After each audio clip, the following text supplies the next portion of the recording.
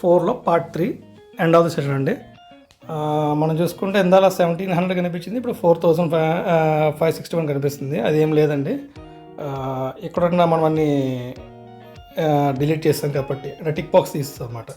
So present positions ఇదే క్యారీలో ఉంది. ఇవన్నీ చూడండి, ఇక్కడ మీరు మైనస్ చేసుకుంటే మీకు తెలిసిపోద్ది నేను ఎంత లాస్లో ఉన్నానో ఏంటనేది. ప్రజెంట్ అయితే మైనస్, నా లాస్ అయితే ఇంత.